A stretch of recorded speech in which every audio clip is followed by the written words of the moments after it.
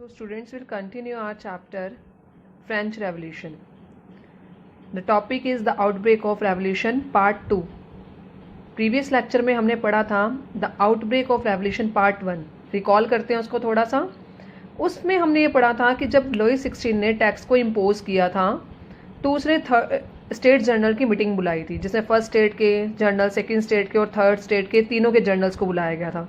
First state के 300 लोग आए थे, सेकंड स्टेट के भी 300 पीपल आए थे और जो थर्ड स्टेट थे उसके 600 थे. तो बुलाया लोगों को ऐसे, बट वहाँ पर जो वोटिंग पॉलिसी थी वो क्या थी?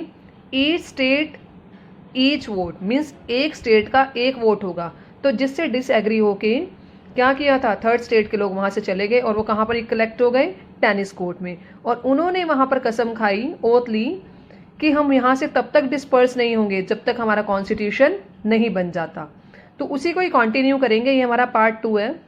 जब national assembly, when the national assembly was busy at Versailles drafting a constitution of France was in turmoil, means जब नेशनल असेंबली जो थी थर्ड स्टेट की, जिन्होंने अपने आप को क्या बना दिया था, नेशनल असेंबली डिक्लेयर कर दिया था, वो बिजी थी. कहाँ पर? वर्सलीज पर. वहाँ पर वो क्या कर रहे थे? कॉन्स्टिट्यूशन फ्रेम कर रहे थे अपनी कंट्री के लिए.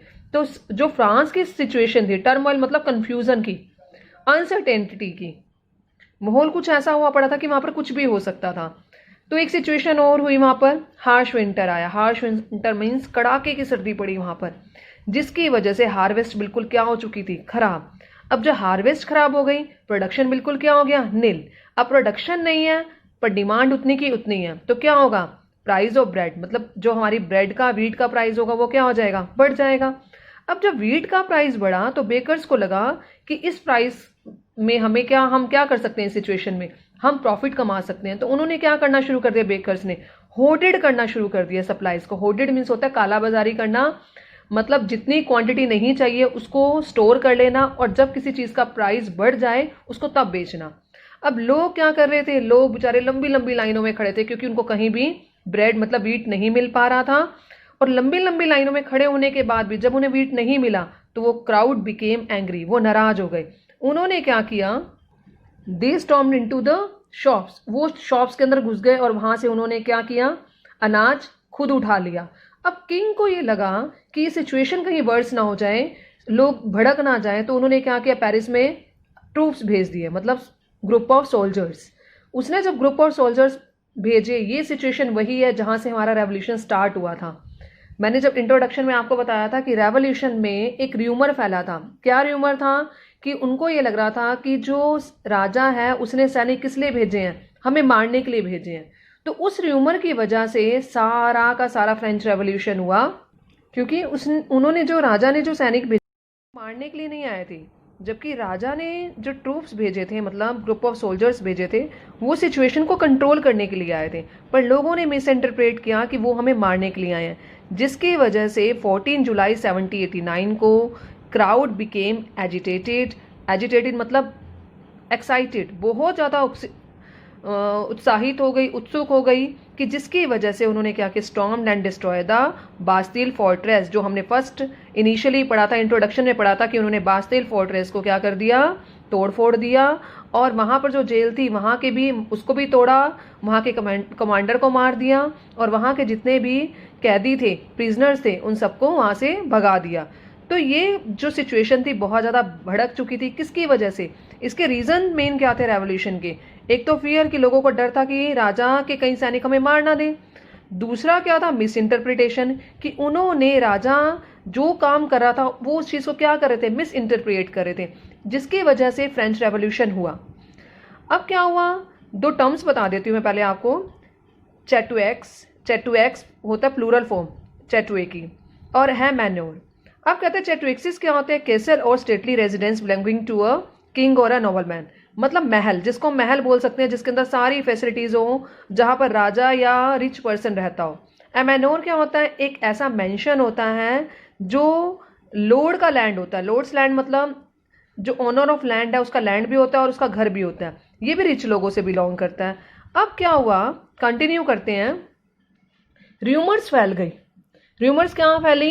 कि जो मैन्योर्स हैं उन्होंने क्या कर दिया है? पर्सन को हायर किया है. किस लिए हायर किया है? ताकि वो उनकी क्रॉप्स को क्या कर सके, डिस्ट्रॉय कर सके। इस चीज को भी क्या लिया उन्होंने, मिस इंटरप्रेट किया।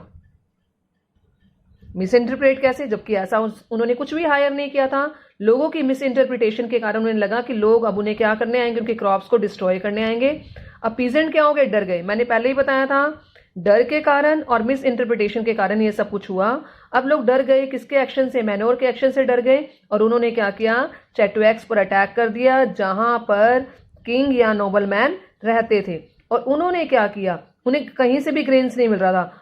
पीपल लूटेड होर्डेड ग्रेन्स, उन्होंने होर्डेड ग्रेन्स को लूटा, वहां के डॉक्यूमेंट्स को जला दिया। कौन से डॉक्यूमेंट्स को, जो नोबलमैन के पास रखे होते थे।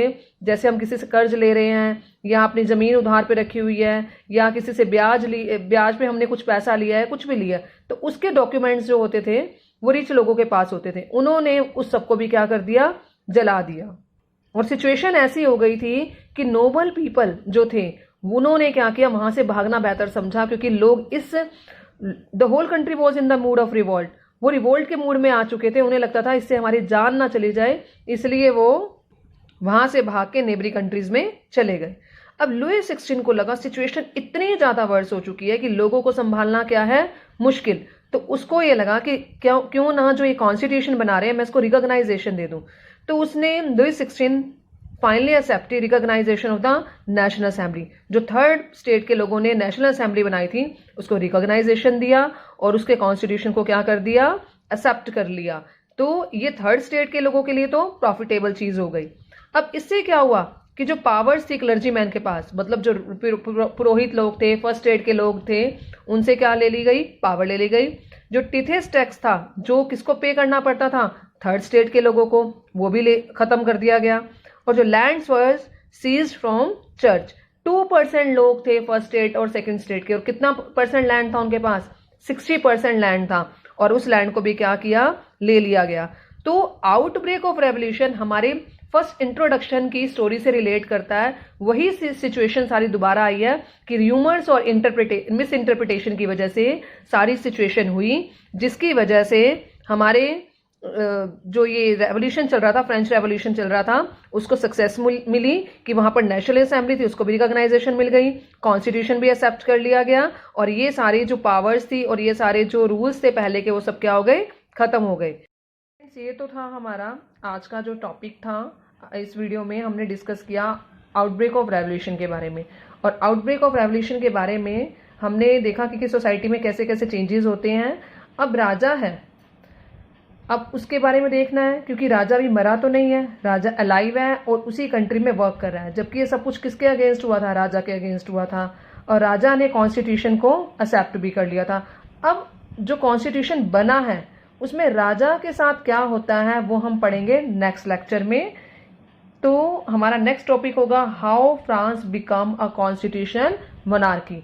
सो स्टूडेंट्स, आपने अपनी कोई भी चैप्टर से रिलेटेड कोई भी वीडियो मिस नहीं करनी है। If you miss one lecture तो it will be problematic for you, आपको डिफिकल्ट हो जाएगा पूरी स्टोरी को अंडरस्टैंड करना। तो टॉपिक वाइज पूरे लेक्चर्स को आपने पढ़ना है। तो नेक्स्ट लेक्चर में हम पढ़ेंगे France becomes a constitution monarchy.